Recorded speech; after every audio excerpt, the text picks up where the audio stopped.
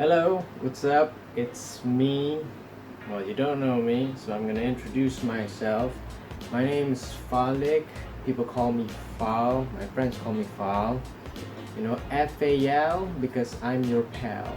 And this is my video, my take, my topic for today, which is overthinking.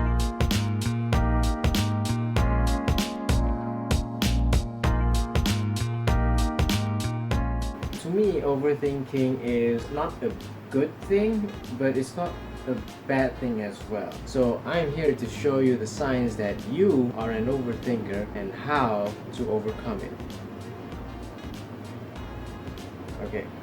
Someone who relives his mistakes. Have you ever been to some point in your life or some point in your day, a basic, normal day, and then suddenly you made a mistake, and then alright, I did one single mistake, that's fine, and then suddenly after a while you make another mistake and you're like deja vu. It's just like, what just happened? I thought I'm fine, and you did that again and again. It starts being more often than it should be.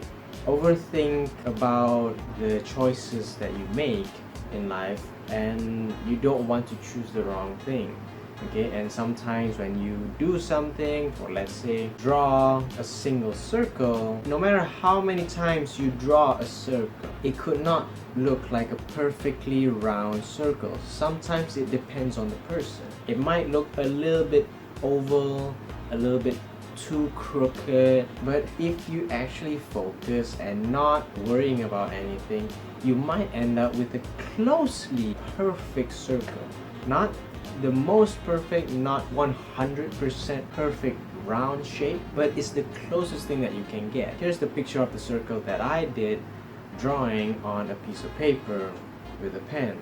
It looks fine, it looks natural. You don't have to think too much, it's just a normal circle. But here's another circle that I drew on my phone using the pen that comes with the phone. Basically, using a digital pen makes me worried a little bit, and I became nervous when I actually draw this circle. It couldn't look even better than before, but this is like the outcome of it. So you can actually just see by these two circles, by these two drawings, that one person like me could be an overthinker. Sign number 2, you ask a lot of questions to yourself.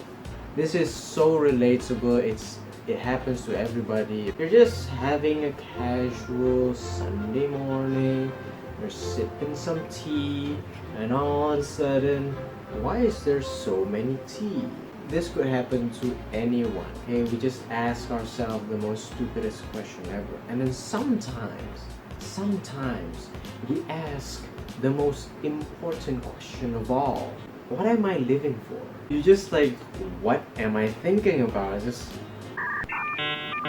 These are just really important life questions that just boggles your mind. You start to think too much. Why is my cat fluffier than my neighbor? When I eat too much, why don't I get fat? There's like a ton of questions you just ask yourself like these. This is something that everyone would encounter every day. You ask questions about weird things, even the most boring thing possible, and then suddenly it becomes not boring, intriguing, amusing to us suddenly, and you start making more questions than actually making more answers to those questions. So my advice to you is, don't be like that one kid who just asks things around the house and expects the adults to actually have an exact answer for it. I mean, I don't know why Koreans like spicy food, okay? Maybe it's just their culture. Just accept it. Sign number 3. You worry about things that you have no control over. Let's say you're in this group project, okay, and you told someone to do something, to do their work, and suddenly in your heart you're like, what if he does it wrong? What if the thing explodes? What if these things come in the news?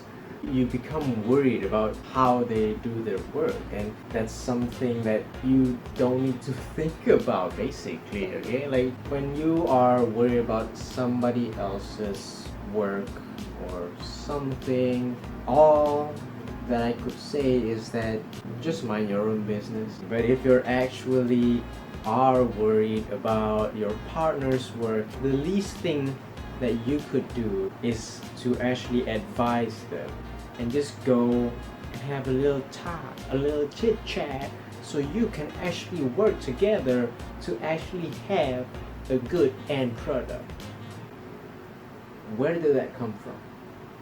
Sign number 4. Your brain will shut off when you're sleeping. I mean, scientifically, your brain will never shut off. It will run 24/7 throughout your whole life.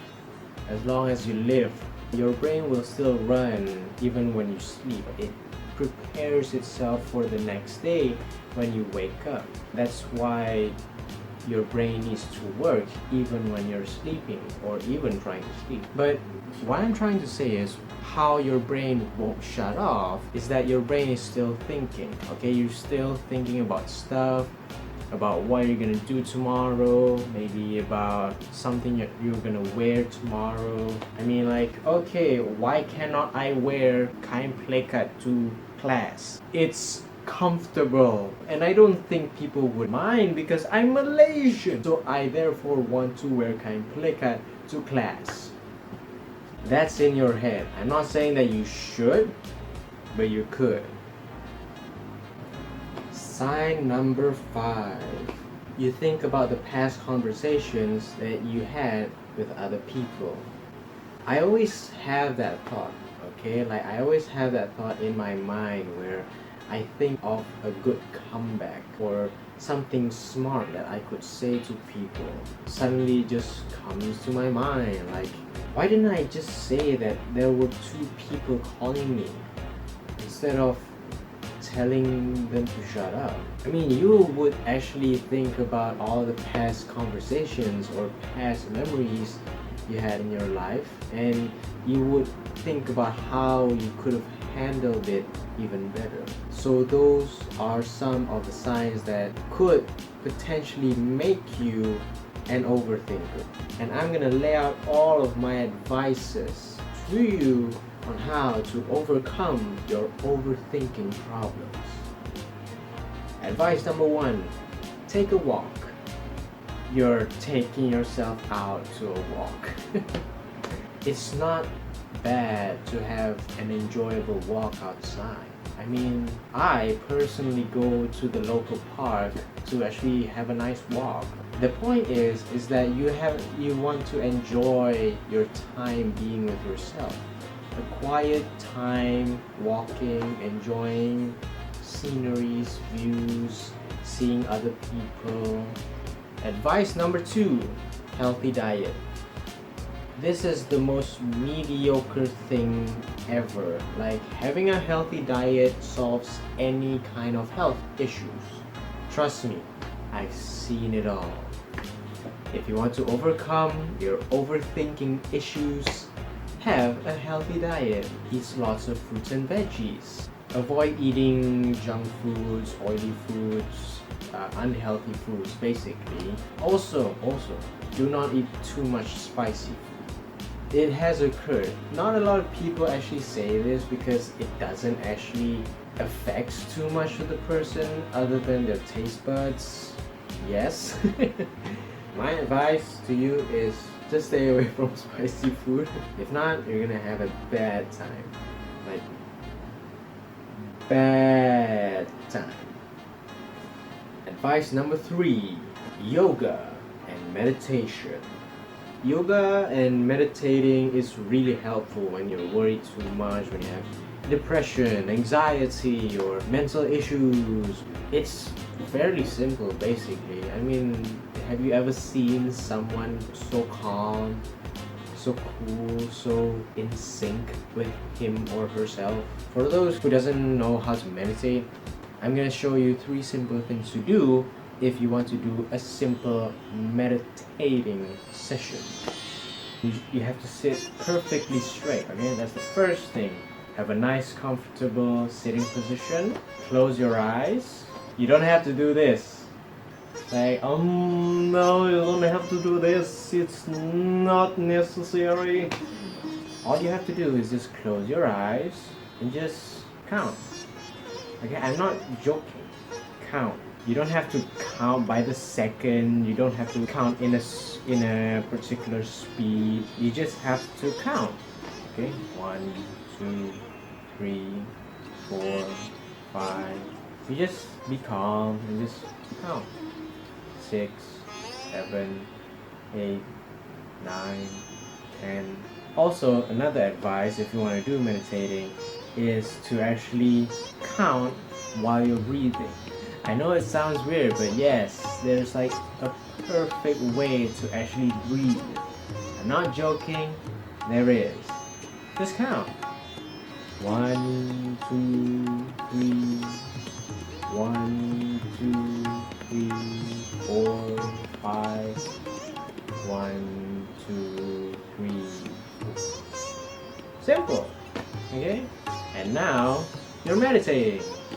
Even though these are really super simple things that you can do to overcome your overthinking problems, it's basically that. You don't have to worry too much. You don't have to think too much. Isn't that the point? So, my final advice to you is that just be happy. Okay? Don't have regrets in life. And if you ever have a regret or some kind of mistake that you couldn't forgive yourself for doing it, so just try your best to let it go. Take Elsa's words. Let it go. Or was it that bull from that one Disney movie? So that's all from me, and thank you for watching.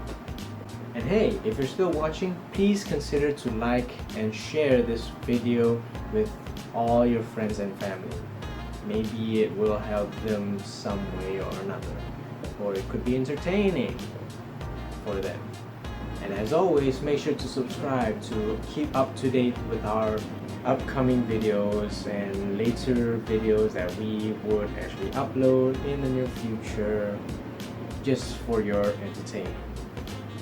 My name's Fal, your pal, and I'll say bye bye!